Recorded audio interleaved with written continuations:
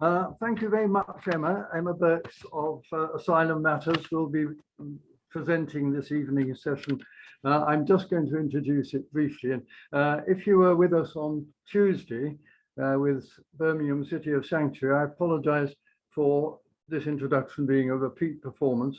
You might just have time to go and make yourselves a cup of tea before Emma starts off, so don't worry. Anyway, my name is Rafe Brownholtz, and I'm a member of the Withall Group of Amnesty International, which is based in the southern outskirts of Birmingham. One of the main concerns of our group is with human rights issues relating to refugees and asylum seekers.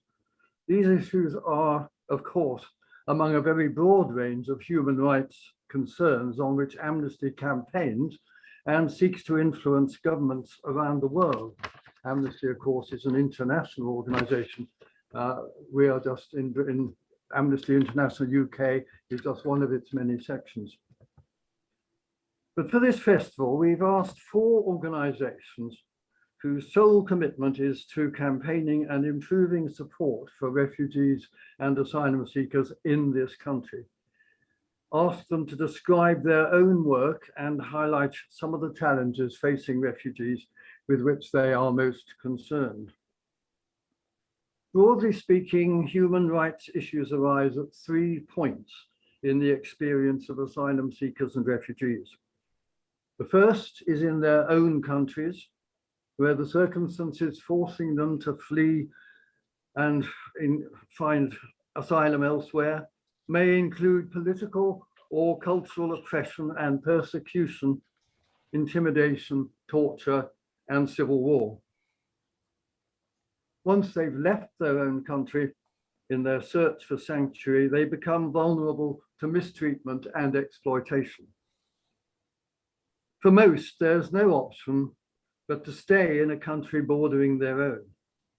Hence the vast numbers of refugees, many millions, from Afghanistan, Syria, and Burma, Myanmar, who spend years in camps in Pakistan, Turkey, Lebanon, and Bangladesh.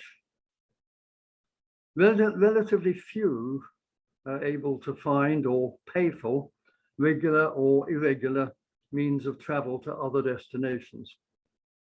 Those that do so are often subject to exploitation and risk to their lives in boats and lorries, as we've too often seen.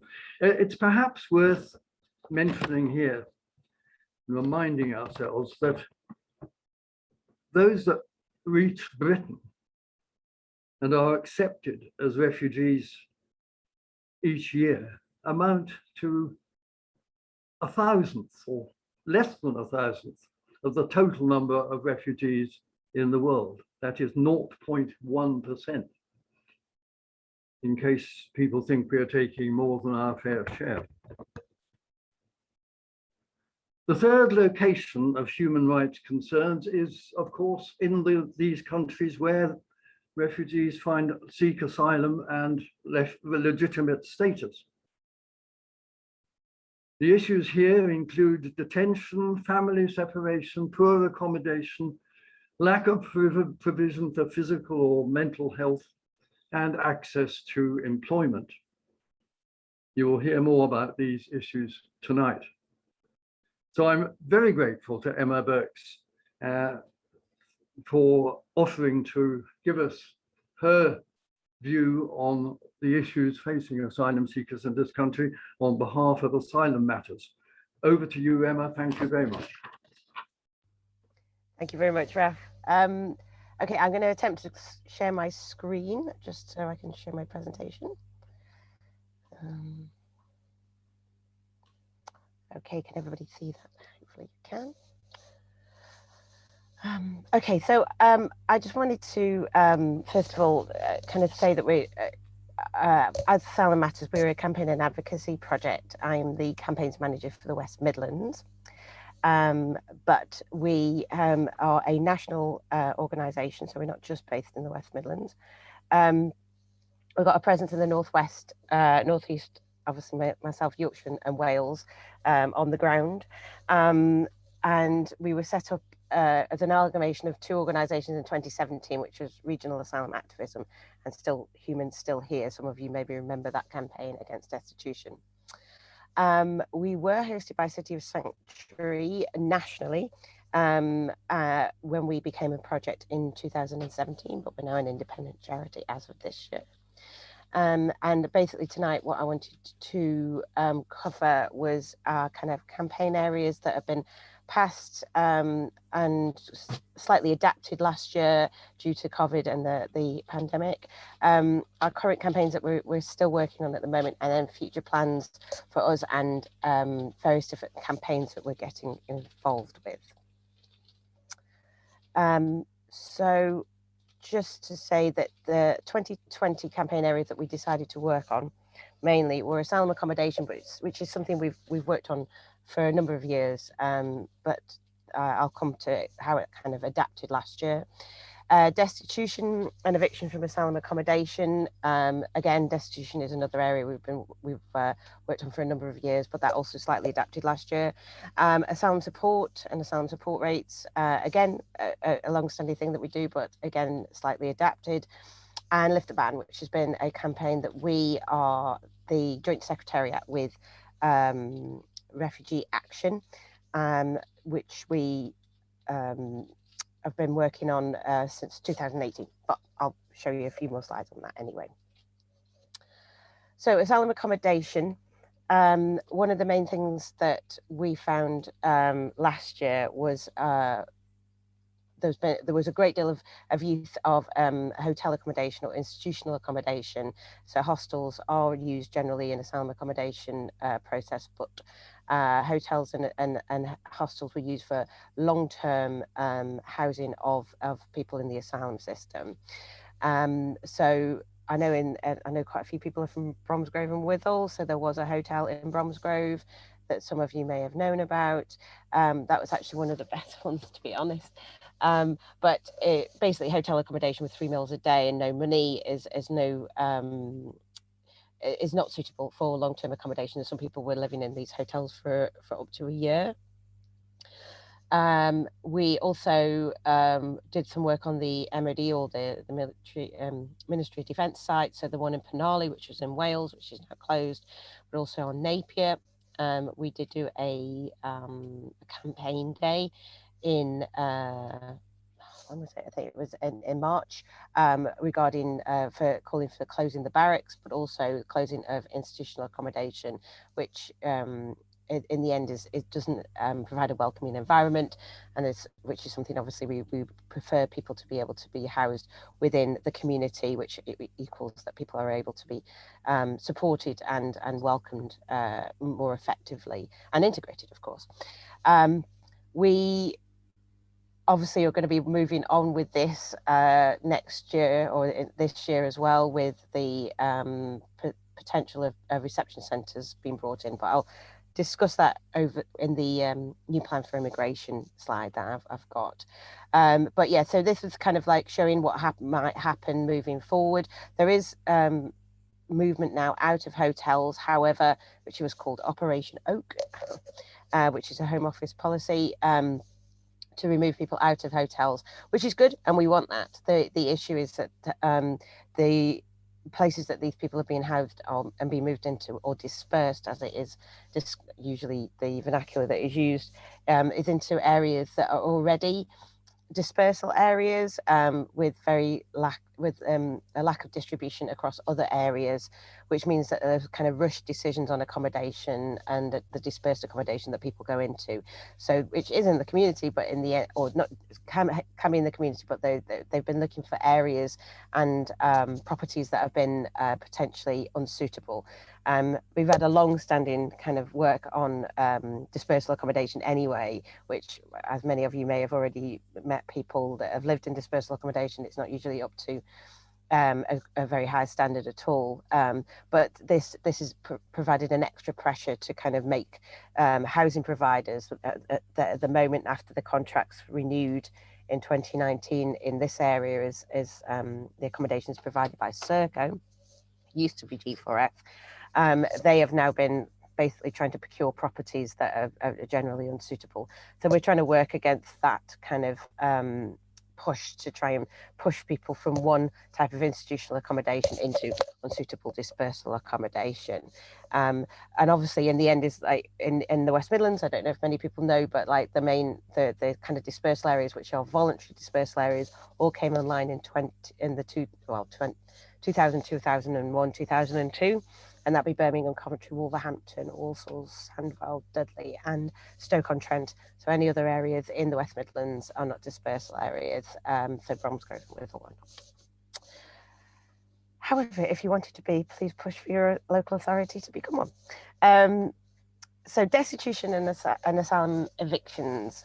So destitution is something that we've worked on for a long period of time. It's kind of a legacy from the Still Human, Still Here campaign that we were kind of amalgamated from. And basically for people that are not aware, that when an adult refused asylum seeker is come to the end of the process, so become appeals rights exhausted, they are then evicted from accommodation after 21 days and are not eligible for any type of social housing or any type of benefits or support. All the support would come from the voluntary sector. That's been a long time running thing that we've wanted to fight against, basically saying it should be end-to-end support for people.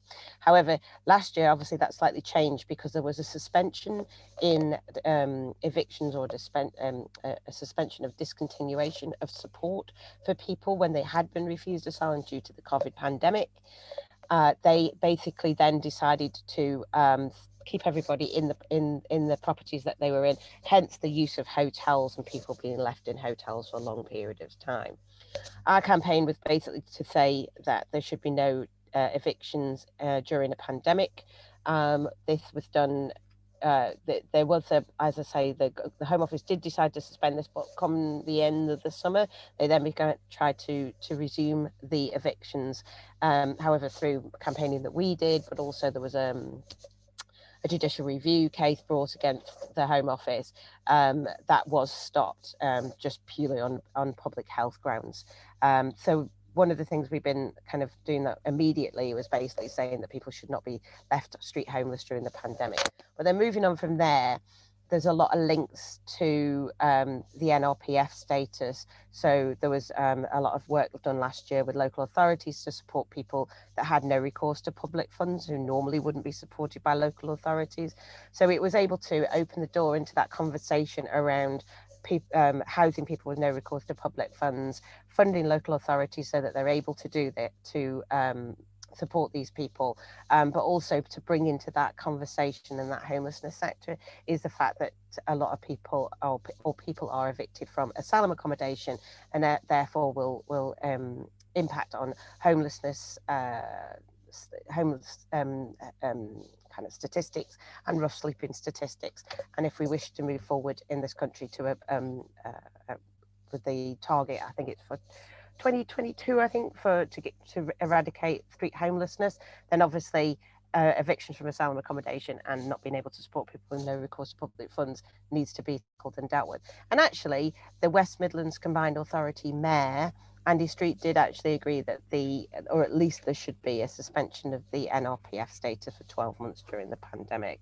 So it had got some level of support across various different ones.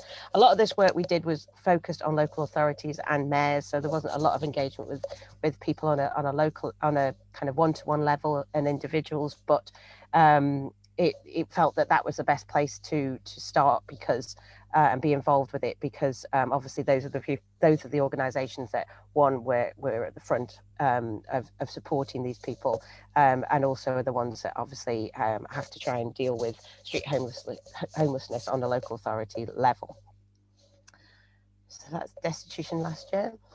So asylum support, again, something of Asylum Matters we have done quite a lot of work on over the years. Every year there is a Home Office assessment or a reassessment of what asylum support rates should be. This is to cover essential living needs. So accommodation costs are paid for, so that would be bills, rent, etc., and council tax. But the amount of money that is given to asylum seekers from the Home Office, it's a separate system completely, is assessed through a kind of pick and mix methodology of ONS data and market research. It's then assessed on what is needed for a year for essential living needs of clothing, cleaning equipment, toiletries, food, over-the-counter medicines, communications, and transport. Those are the main ones. And you can have a look at the methodology online and any of their reports. I'm quite happy to send those out. They are usually quite grim reading, to be fair. But we've always been calling for an increase in the asylum support rates back to how it was when the asylum support rates first came out, which was in line with mainstream benefits. At the time, it was put at 70%, and this was a kind of reflection on the fact that obviously housing costs didn't have to be paid for. However, it hasn't been at 70% of mainstream benefits since 2008, when that connection was broken. So actually, asylum seekers now are receiving less money than they were 10 years ago, which is quite astounding, really. Just to kind of talk about last year, obviously we want to make the link with universal credit as it is now, which is obviously the mainstream benefit we would want it to be tagged to. But also last year, there was a lot of talk, obviously, and in the end, there was the £20 uplift in universal credit, which was a recognition by the government that obviously people on mainstream benefits would need more support and more funds to be able to enable them to cope with the pandemic and be able to deal with lockdown. So we did a lot of campaigning on this with, we had a joint letter of over 270 organisations that was publicly put out there to the Home Office, basically calling for an increase. We did get an increase. It was an increase from £37.25 to £39.60, so it wasn't £20 as we'd potentially hoped, or something akin to that kind of level of uplift. And that was an interim increase, I'd say generally from our campaigning, not just us, there was a number of organisations.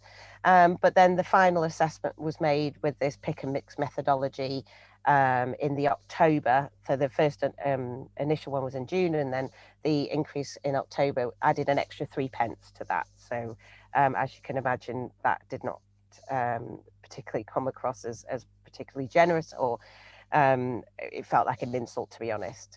So around that time, around our campaigning, we did a survey, which these kind of graphics that you'll see was kind of the outcome of this survey, which basically went out to partner organisations across the country. So it covered a number of organisations in Scotland, Wales, and in England, north and south. And we asked people who were living on asylum support to complete the survey, which covered the general areas that I talked about, which are the essential living needs. We produced a report called the Locked Into Poverty Report, which I'm very happy I can send on through, probably to Pete or whatever, to send on through after this, which gives you a breakdown of all the information and some of the findings that we had, which were no great surprise to any of us. We also had a section in it talking about coronavirus and how the COVID pandemic had even greater impacted on people, because obviously having to travel to supermarkets, not being able to bulk buy, not being able to buy stuff online because obviously asylum seekers don't have access to bank accounts, all of those things had an added impact. But these things that you can see here that I've just picked out are some of the findings that basically were no great surprise, but very saddening. So Lift the Ban. So this is a campaign that's ongoing, and you're very welcome to join, or your organisation is very welcome to join. You may have already heard about it, I hope. So the Lift the Ban coalition and campaign has been running since 2018. We are, as I said, the joint secretariats with Refugee Action, kind of leading the campaign. There are now over 250 organisations that have joined, and they're not just refugee organisations, they're think tanks, they're businesses, and faith groups as well. We had a petition that was handed in last autumn to the Home Office, which had over 180,000 signatures calling for the right to work for asylum seekers. Our main kind of asks within this campaign are quite simple, that currently people have to wait more than 6 months before they can make an application for the right to work. So they have to wait for 12 months at the moment so if they haven't had a decision on their asylum claim, they have to wait 12 months. However, after that 12-month time limit, they can apply for the right to work, but can only apply for jobs off the shortage occupation list. So feel free to Google shortage occupation list, and you will see that there are things like classical ballerina, forensic engineer. I don't know. To be honest, I've read most of the jobs and I wouldn't be able to know what they were, never mind do them. So that in our mind creates a ban.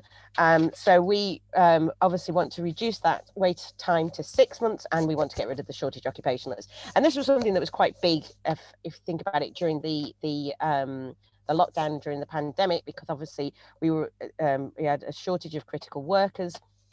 So in a survey we also did it in the summer last year, again of people in the asylum system, we did a skills audit of people, and as you can see there, 45% of the responders had occupations that would be defined as critical workers.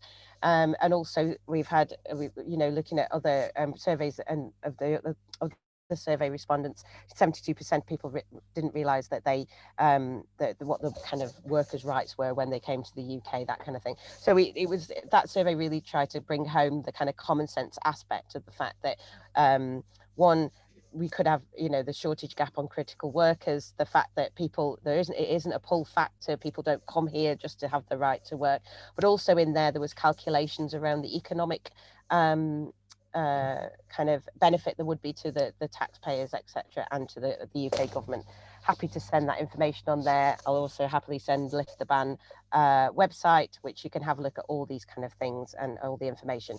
It is a coalition. If you're not already a member or your organisation can join, just email me. All we need for people to join is a name of a contact person, an email, contact email, and your logo to put on our website, and then you'll get regular email updates to find out what's happening with the coalition. May, I will say, is going to be a quiet month.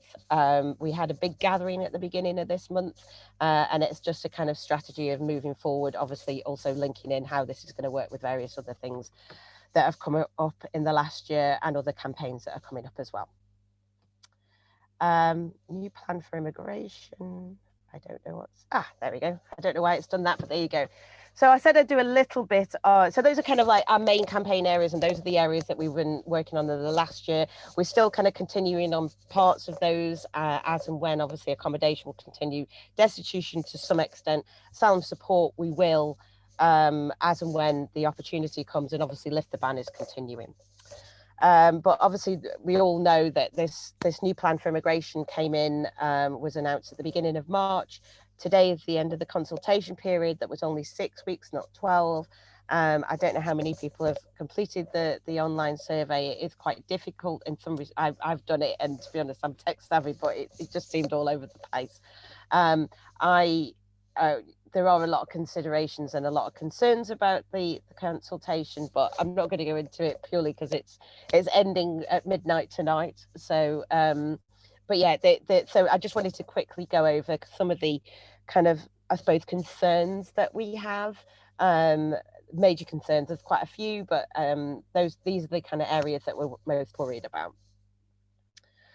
So first of all, the means of the person's arrival into the country dictates what rights they receive and how they're treated. So there is a real kind of looking at a definite 2 or even 3-tier system here. So the Home Office really want to push for the ideal route to come to the UK is through resettlement. So obviously a lot of people will know about the Syrian resettlement scheme. However, this is going to be branched out to other countries. It already was towards the end of the Syrian resettlement scheme. It became the vulnerable persons resettlement scheme, but they really are looking to kind of branch this out to make it more a resettlement scheme globally. People that come through on resettlement will get indefinite leave to remain straight away, which is not what they get at the moment. People usually will get refugee status and then can apply for indefinite leave to remain. However, there'll be a support package. People can then enter jobs, education, etc. as they arrive.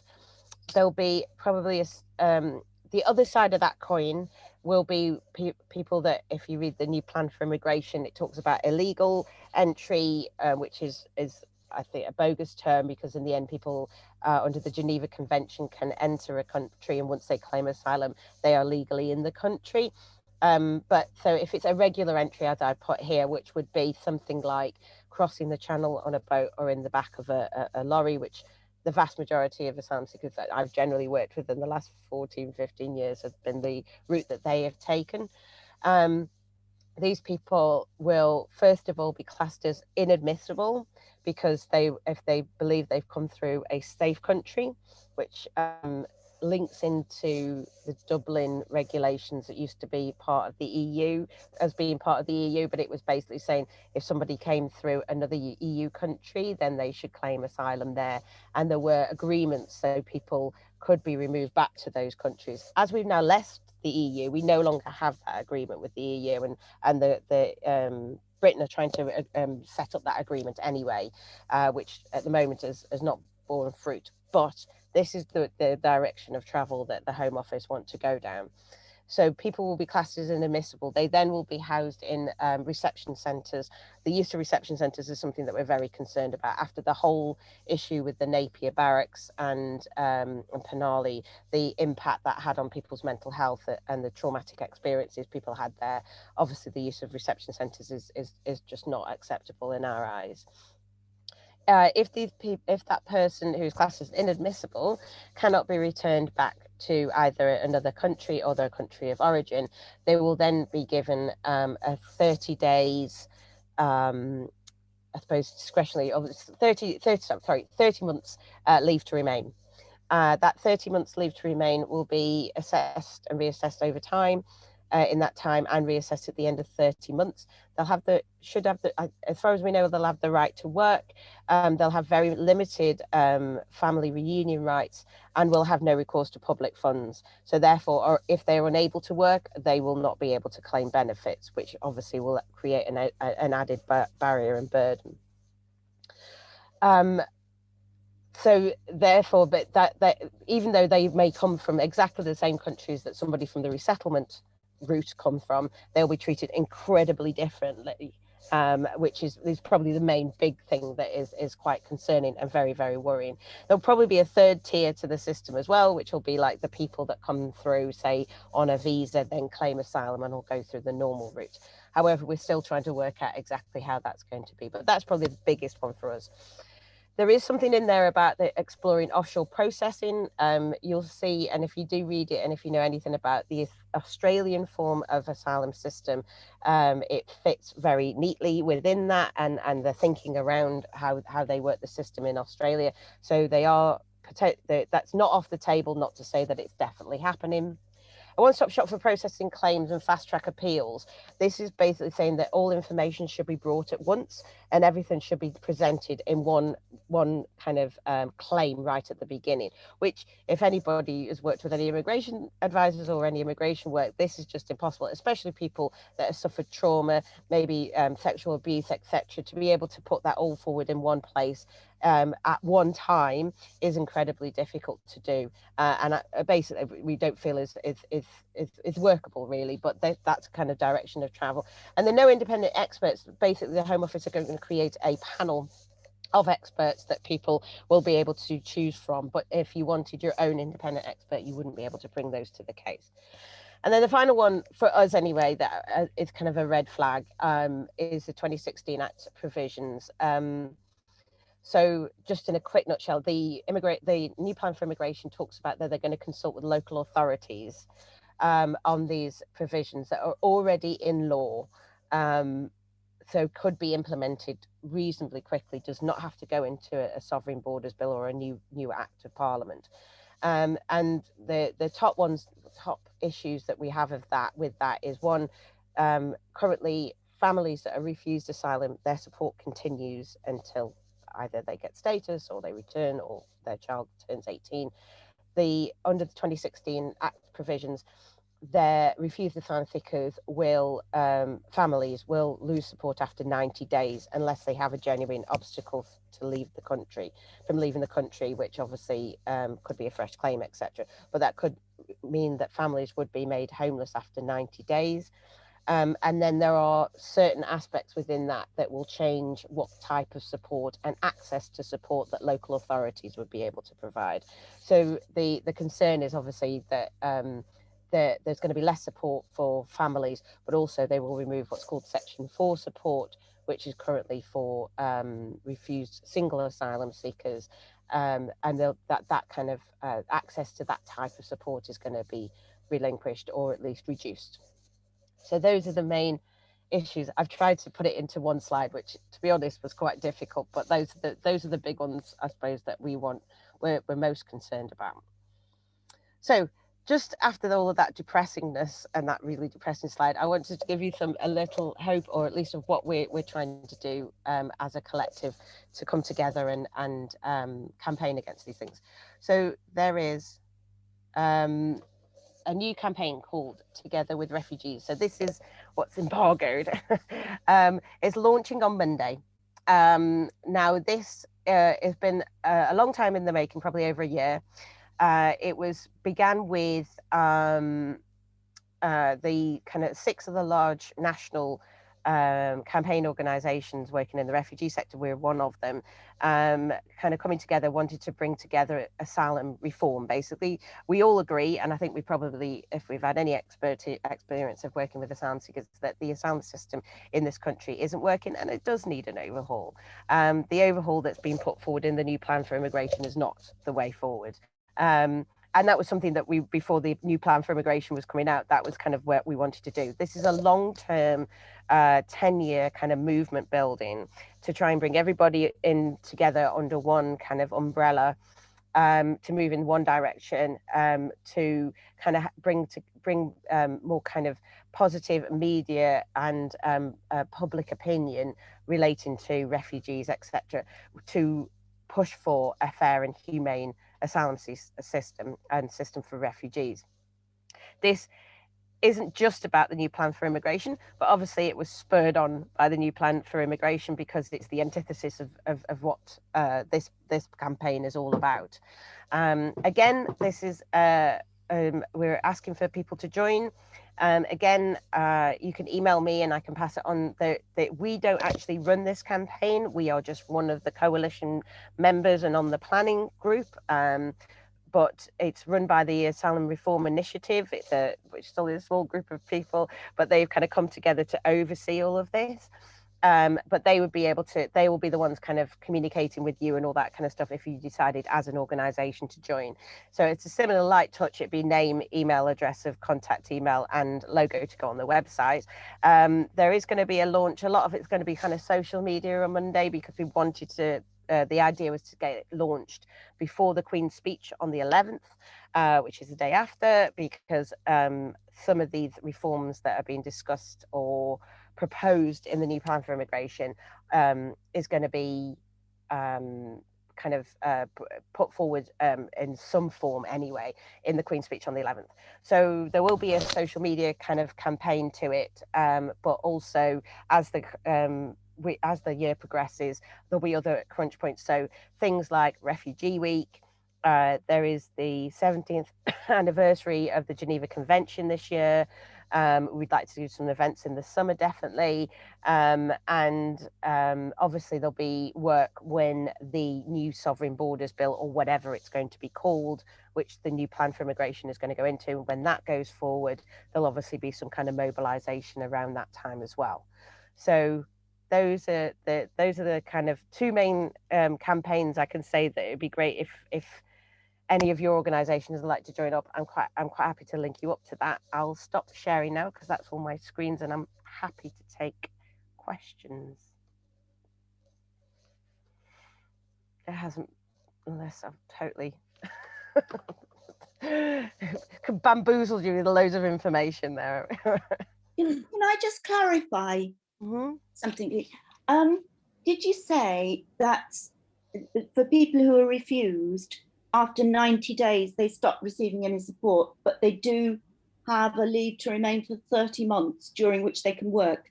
Have I got that wrong? Right. So there's a difference. So basically, people that under the new plan for immigration, if you come through an irregular, illegal route, you if they decide to give you any leave to remain in the country, then they will give you 30 months. Right. Okay. So it'll almost be like you'll be approved. You know, you'll get leave to remain. Your application will be accepted, but you'll Okay. whereas currently, if your asylum claim is accepted, you would be given refugee status. Under the new plan for immigration, you would not get refugee status. You would just get 30 months of leave to remain with less rights.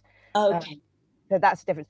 But what I was talking about is, for example, if you were refused asylum for whatever reason, so they don't feel there's a right to keep you, to even give you potentially that 30 months leave to remain, then support would be discontinued after 90 days for families. It's already discontinued for single 18 over 18-year-olds. So yeah. Okay, thank you.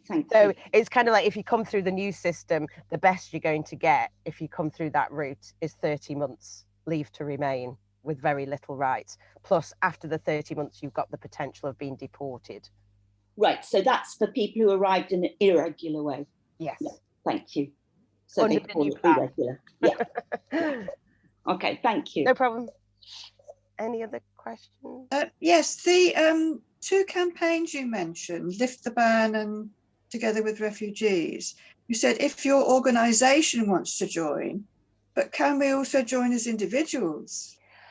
At the moment, as far as I know, we don't really have, well, to join the actual coalition, no, I'd say no, you wouldn't. It is a coalition of organisations. However, with Lift the Ban, there is, we have a website with resources, and there was kind of like, obviously the petition was one way to get involved, but there are resources there that you could get involved with to write to your local MP. I mean, you could do all this stuff if you wanted to. We one of the campaign tactics was has been to get local authorities to pass a motion in support for Lift the Ban. So I know Birmingham and Coventry have done that, for example. So it's not to say that individuals can't be involved. It's just the actual coalition that comes together would be organisations. So you just got to find an organisation that you work for, or volunteer for, no matter what, and get them to join, and then you can do what you want. And you're welcome to get involved just looking on the website and getting involved in that way. Lovely, thank you. No worries. Emma, are you able to list the organisation? Sorry, I was eating, that's why I stayed out of sight. Are you able to tell us what the other organisations are, please? In what, sorry? The coalition. In the Lift the Ban coalition, there's like 250, so I not off the top of my head. No. Is Amnesty in it? I'm pretty sure Amnesty's in there, yes. I know they've been involved in Lift the Ban, and last year's gathering was at their very nice headquarters in London. But as far as I know, Amnesty are, yes, I think. I'd have to double check, but I'm sure they are. Okay. But yeah, so it's everything from kind of like, there's a number of think tanks that are involved in it, and political organisations. Ben & Jerry's are also a coalition member. So. And then all the usual suspects, but any organisation, however big or small, can be involved. Actually, if I may just make a point, I mean, the thing about garnering public opinion and changing the media coverage, it needs things like Ben & Jerry. You know, it's that popular view, because the politicians are going to go with the popular vote, and the popular vote is determined by goodness knows what. But it might be swayed by Ben & Jerry's and similar ones, rather than, you know, your rights and bugger everybody else sort of organisations. Yeah. I think that's definitely something that we wanted, well, not just us, that the goal is for the Together with Refugees, and it has been for Lift the Ban as well, is kind of like getting organisations on board that are not the usual converted people, you know what I mean? And also I've got a lot of larger and bigger appeal. so you know, any celebrities you might know that might want to get involved with the coalition, also happy to take them on as well. If we can get a Marcus Rashford, it would be brilliant. Yeah. Thank you. Any other? Ian? Yeah. My question's about homelessness. Now, I realise you might not be able to answer this one because it's outside, maybe outside your area, but we are likely to get an increase in homeless refugees and asylum seekers because they'll be coming out of the hotels. There'll be people, more and more people refused. The excuse of the pandemic being over, we're brought on board. Now, who, as far as you can see, is going to be keeping a close eye on what's happening with homelessness? Ooh, I mean, that's one of the things with our kind of tactics around the asylum evictions was to work with local authorities and metro mayors as well, because it does come under their remit. Obviously, I know with Andy Street, he basically decided to put it under his remit. Inevitably it's going to be local authorities, and that's where we want to put the pressure on, really, that are going to have to kind of are going to be picking up the pieces in the end. I suppose it's been a long running campaign to try and ensure that they put pressure on the Home Office, especially with the evictions that are going to potentially happen coming out of lockdown, from asylum accommodation, for that to be done in a staggered way. But it's still concerning because the Home Office won't really provide any type of support after that unless people start signing up for voluntary return. So what's generally happened is that the voluntary sector do kind of end up picking up. There's a lot of brilliant organisations. There's a No Accommodation Network, and there's some fantastic organisations in Birmingham, Coventry especially, but across the West Midlands that do support people that have been evicted from asylum accommodation and have no other access to housing. But yeah, unfortunately, that's been the long-standing default, really, unfortunately. No worries. It has been good, though, just to say that finally in kind of homelessness sector region, you know, conversations, asylum evictions and asylum homelessness has actually become part of the conversations to some extent over the last year, which is a positive, shall we say, that it's part of that conversation again. So, well, began to become that part of that conversation. When they're deported, where are they deported to? Their country of birth? Well, it'd be their country. It depends. So, deportation. Before we left the European Union, people could be deported back to another European country where they were seen to have claimed asylum or potentially been fingerprinted, and that country accepted them to be returned back there. Generally, for countries of origin, so the country that people have fled from, they would be deported back to that country. But again, something that a lot of people are unaware is that that country must accept them, and there must be an agreement between our country and their country. So it's not that if their country of origin, so I know China used to be one that wouldn't accept people back, Eritrea was another. If there's no agreement with that country, then they cannot be deported, however, can still be refused asylum. Thank you. Anybody else?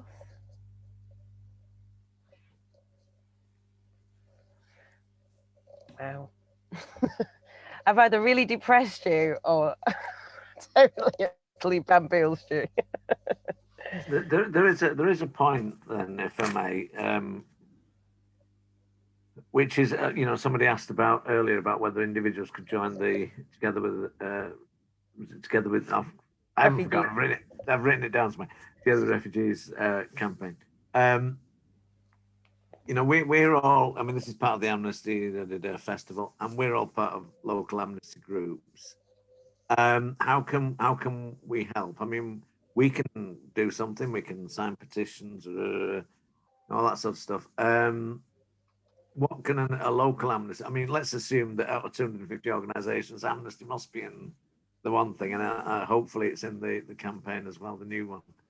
which I won't mention to anybody. How can the individual local groups help? So, I mean, with the Lift the Ban coalition, I mean, small groups can quite happily join. That is not a problem. It doesn't have to just be the umbrella organisation. Some of the stuff that we with the Together with Refugees, that's kind of like still in planning process, and that will come through in the next month or so. Kind of some of the specific actions that people can take. With Lift the Ban, I'd be quite happy to have a conversation with you if you want to potentially get your local authority to lobby the local authority to pass a motion. If you would like to speak to your local MP, to have a meeting with the local MP to talk about Lift the Ban and the benefits of giving asylum seekers the right to work. So those are the kind of things that I've done locally with organisations in Birmingham and Coventry. Hence, Birmingham and Coventry have both passed motions to support Lift the Ban. And actually, the Coventry one was bipartisan, so across the house, both sides of the house. And it is quite an easy one to work, especially if potentially there'll be Conservatives in Bromsgrove. I don't know, Sajid Javid obviously was the MP in Bromsgrove. So, and I probably know a bit more about it. But yeah, I mean, those would be the kind of things that I could quite happily work with an individual, smaller, local group. What does it mean when a local authority passes a motion? Basically, it's a means to one, show support for it. But it's a kind of very good campaigning tool, especially that, like, for example, in Coventry and in Huddersfield, even people from the Brexit party signed up and voted for it. So it's a very good campaigning tool, especially if it is bipartisan, to basically then go back to the Home Office and go back to government and say that actually this is something that works for both sides. It's not just a kind of Labour lefty kind of idea. I know that has been something that's been used to try and sway, and we've got quite a handful of Conservative MPs on side. So it's just trying to build that momentum to say that this is like a common sense idea, and therefore X amount of local authorities, many of which have been, bipartisan or whatever. And if it was a Conservative local authority, it would be even better. So it's just to demonstrate that more than anything. What they actually do after that, really, I've generally used it as a means to kind of lobby them on other things. So remember me, we talked to you about, and you passed a motion on Lift the Ban. Why don't you get on board with Together with Refugees because of blah blah? So it's a door opening exercise rather than any kind of major groundswell that's going to cause the policy to change. But the good thing, the issue with Lift the Ban, just to say, is the fact that it can be changed in an amendment in an immigration bill. It can be, but it doesn't have to be. The Home Office has within its right, just to, with the strike of a pen, change the policy. So they can do it. It's not hard. It's just been a case of this. There's been a review going since 2018, which has been stalled continuously. And it's just trying to put enough pressure on them to try and see that would be a way forward, that it makes sense and would be supportive for a number of people. Okay.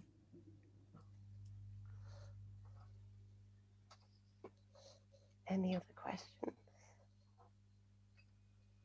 Doesn't look like it, Emma, but thank you very much indeed. Yeah, thank you. For your time. I mean, I've learned quite a lot in that short period of time, so that was really good. And also, you've given us something we can talk about among ourselves and see how we can support what you're doing and work together. Yeah, definitely. I mean, I'm just putting my email in the chat. Got it right just before I send it. Yeah. What should I do? Shall I send you and Pete? I can send my slides. I can send the Lift the Ban website. I can send information about Together with Refugees and the Locked into Poverty report, and maybe a couple of other reports that we've done via email. Would that work best? Oh, yes, and then that can be forwarded on. And then, like I say, I cover the West Midlands, so I'm very happy to work with you. And it'd be good to kind of branch out outside of the usual dispersal areas and things like that. So that's been something that we do try and to work on to kind of bolster support, so it just doesn't seem like it's always coming from those kind of areas where asylum seekers are. So yeah, that'd be brilliant for me as well. We're just looking at the people on screen. We've got at least 4 different amnesty groups Brilliant. presented here. So Can I don't know if it's a question, and it might be seem to be exploitation, but a lot of the people you work with and the people we're talking about are coming from countries where human rights is an issue for Amnesty International, and Amnesty International addresses it. So it's really 2 sides of the same coin. And if you could, I don't know, I mean, it must sound patronizing in a way, so I'm very wary of saying this, but you know, if those people could also join their local amnesty group, they would get empathy, they would find friends, you know, they would have something, they'd be able to share some of the trouble insofar as they can do, because they must be traumatized in many cases. But you know, it could be a 2-way process, rather than at the moment, you know, there's danger of reading a report and treating them as a sort of an abstract problem, rather than the fact that they're real people on the ground. And they're on the ground in well, they may not be in Bromsgrove, because it's terribly, and they won't be in Sutton Coldfield, will they, Linda? But you know, you know what I mean. We have actually had somebody attending, yeah. Indeed. I had a lovely meeting with Andrew Mitchell. We did have a lady who came to our group and was kind of befriended. Yeah, that's going back. And there are structured befriending programs and organisations, you know. So, but you know, if you can find a way, I mean, talking with Ian and Pete maybe about how, I don't know how people can be introduced to Amnesty, because as they do hopefully settle and things get easier for them in one way or another, they can also inform what we do, and we're not working in isolation, or we're not volunteering in isolation from the people whose countries we want to help. Well, I do think that I agree, and I think that one of the things definitely I want to do moving forward is do more work regarding people working collaboratively with people with lived experience moving forward. I mean, that was one of the reasons we did the surveys last year, generally because we were in COVID lockdown, and therefore online surveys was one way to try and get the voice of people that are living through the asylum system. But especially through the Together with Refugees, what kind of events we're going to do. There's a couple of groups that I know that are quite active in campaigning and stuff like that, that, you know, want to be front and center. So I'll have to make sure that you come along to those groups, and then you can mingle and meet. Okay. It's a shame I didn't know about Bromsgrove group before when the hotel was there, because there was quite a lot of people. I don't know if you had any contact with the people in the hotel. only through Janet. meeting up with the Bromsgrove and Redditch welcome refugees, who were telling me about all the problems created by that UKIP guy. I can't bring myself. Oh yes, yes, he turned up there, didn't he? It was on his first tours of the hotel. I knew about that. I knew where they were. You know. Yeah. Brilliant. Well, thanks for your time, and like I say, email me if you've got any questions. I know that was a bit of a whirlwind, but I kind of wanted to cover as much as possible in the time, and but yeah, quite happy to send more information, and then, you know, I'm always open to questions. My sole purpose, I don't do any frontline work. I used to, but I don't do any frontline work anymore. I just work with organisations that do. So my sole purpose is to campaign on these issues. So I would be very happy to answer any questions, and feel free to get involved. Thank you, Emma. Yeah. All right, great. Thank you. Thank you. Thanks very much. Bye. Bye. Thank you very much.